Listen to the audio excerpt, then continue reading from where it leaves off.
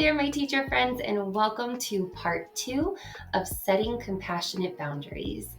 In the first video, we learned why it's important to set compassionate boundaries for ourselves, like how it actually helps our relationships with others instead of hurting, and it helps reduce anxiety while improving our well-being.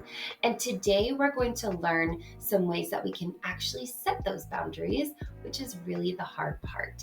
Because even when we know the benefits of boundaries, it can still be incredibly hard to actually do.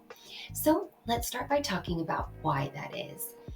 Here is just a short list of some of those reasons, and feel free to add more in the comments below if you'd like to. But it really comes down to an internal conflict within ourselves. Think that old fashioned angel versus demon on your shoulder situation. And while it can feel like it's the angel telling you to always say yes, I promise that's actually not the case. So, if any of these obstacles from the list are resonating with you, then you probably will need some help with knowing what to say when the moment of setting boundaries comes. So, you might be worrying that if you set boundaries, you'll come off as you don't care, which is obviously not the case, or else you wouldn't feel conflicted to begin with. But it can make you feel like saying yes is your only option. So, what can we do? Well, we can do something that we call setting boundaries with amendments. And let's go ahead and take a look at what that means. So, setting boundaries with amendments means that when you are setting a boundary, it doesn't necessarily have to be all or nothing. And even if it is nothing, you still care about that person. So, when someone asks something of you and you want to be there for them, but you also feel a lack of capacity, start by thinking about why that desire to help them is there, as well as what your actual capacity is. So, you're considering what they want you to do versus what you can actually do, because maybe you can just help them with part of their request instead of doing the whole request.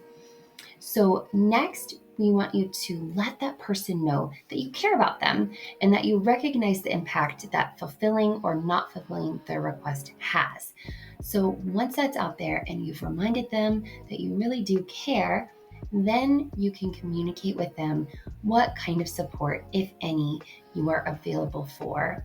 So, if you can't meet the whole request, let them know what you can fulfill. And if you can't fulfill any of it, then that's okay too. So, finally, once you've communicated that with them, be sure to give yourself permission to stick to your offer. Even if it's that you can't fulfill the request at all, it's okay to stand firm in that you care about them, but that you just can't help them at this time. And that is okay.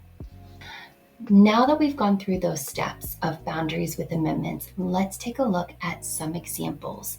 So, after you consider their request and what you have the capacity to help with, you want to acknowledge that you care about them and the importance of their request while letting them know what you can and cannot do. So, you might say something like, I'm so sorry, I'm at capacity right now and I can't be the lead of that project, but I can offer some feedback and support.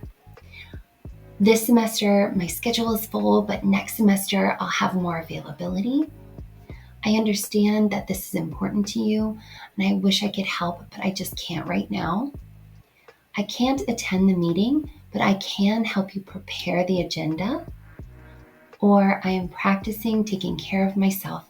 I'm sorry I can't participate, and thank you so much for understanding. So now that we've gone through the steps and seen a few examples, let's do one more thing. I'm going to give you a scenario that I want you to consider, and I want you to think about how you would use these steps of boundaries with amendments to respond to this situation. Let's take a look.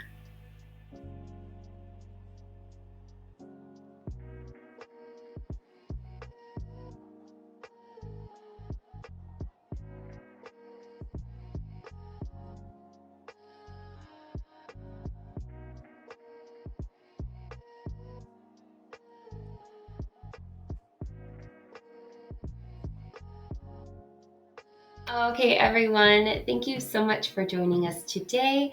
If you would like to share what your response was to that scenario, please feel free to share in the comments below. And we know that this topic may have been a little bit of a heavy one, especially for some of you. So just be sure to not feel discouraged as far as taking steps, even baby steps to setting boundaries. Even just a little bit can go a long way. And the more we practice, the better we get. And until next time, just don't forget to keep taking care of yourself, and we'll see you next time. Bye.